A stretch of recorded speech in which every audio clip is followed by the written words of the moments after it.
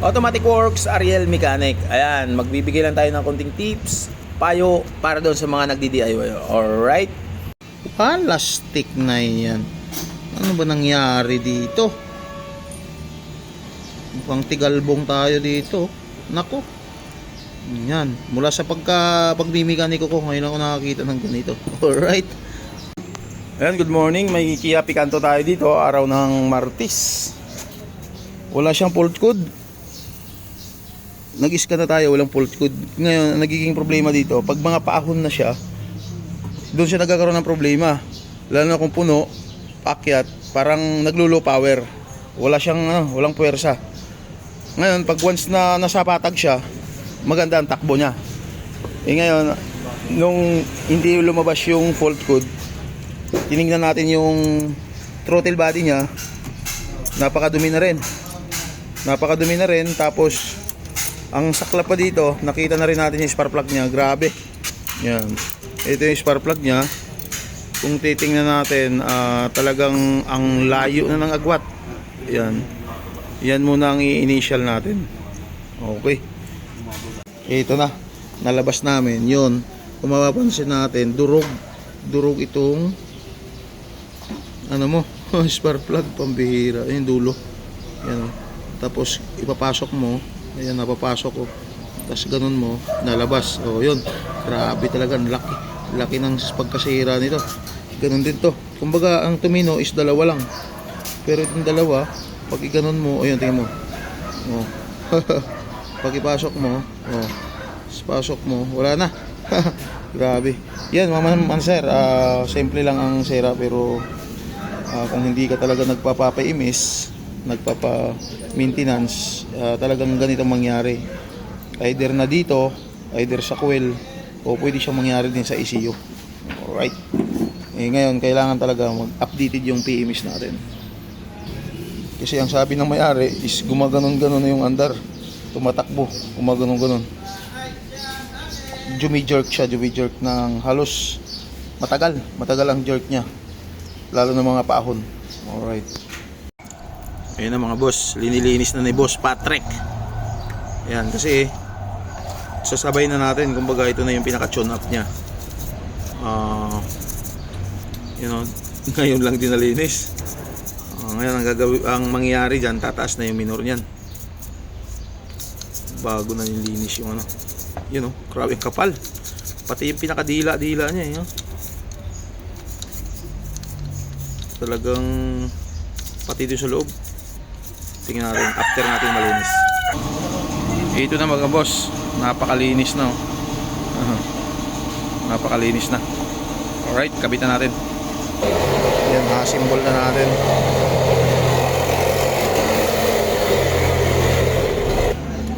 Ayan mga boss, natapos na natin. Ikabit yung throttle body, i-start na natin. Kasi kanina nung in-start namin ito, yan, nung in-start namin to, pag na-reverse, halimbawa sa reverse, yung RPM niya gumagano'n. Ngayon, i-start natin. Yan, tapos reverse. Mataas na. Ayan. Okay na siya, tapos drive. Okay. Rotis na tayo. Alright. Okay dito. Road test na kami. Ayan, lakay natin sa drive.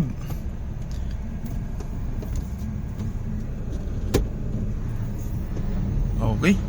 Tingnan natin kasi dating walang hatak. Ayun, meron na. Sumusulpot na. Nawala yung ano. Dito, nawala na daw, sabi ni Sir. Galing pa siya. Hindi siya magaganito eh. Dati. Oo, na ano siya. Kaya sa loob. ang nararamdaman ni Sir dati is sa ano lang daw, sa paakyat. Pero sabi ko, pag hinahataw mo sa patag, mayroon din yon. Oo, meron. Mayroon din. Ano lang.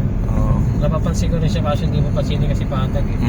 Malalaman mo talaga pagpaahon na. Pagpaahon na doon, hirap na hirap. Hindi mo kaya mapatakbo ng ganito. Hindi makapatak. Okay.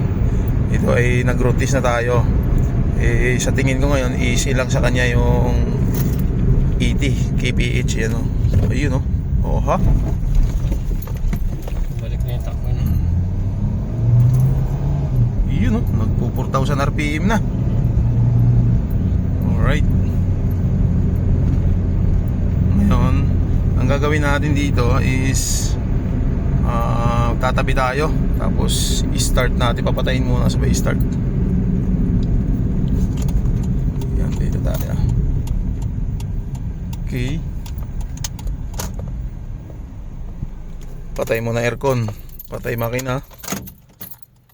Start. Hindi pala naka-park. Start. Ay, normal yung starting niya. Tapos makikita natin yung RPM. Hindi tulad kanina. Okay, aircon tayo. Alright, takbo.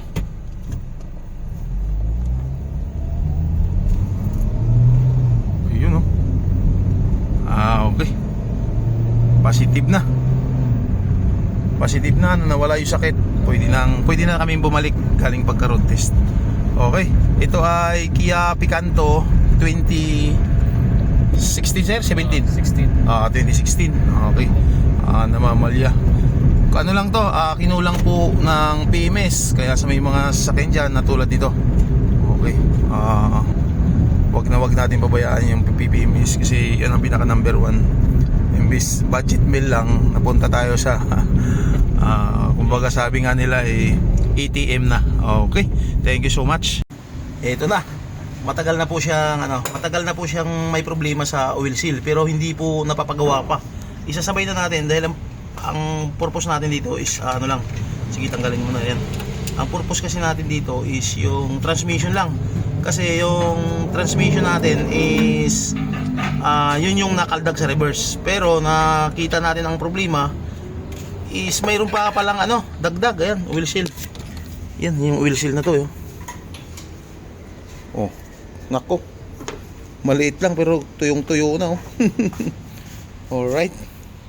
Yan, Toyota Wigo.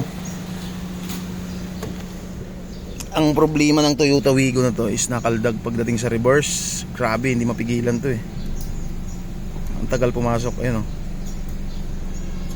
Tapos pag matagal na siyang andar, nagbi-blinking na yung ET. Ayun na. Nag-blinking na yung ET. Ayun 5 seconds bago siya pumasok. Okay.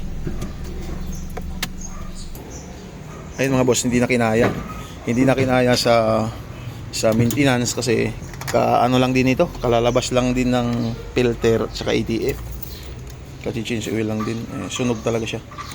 Ngayon bababa natin yung transmission, titingnan natin kung saan tatama, mag-overhaul. Okay.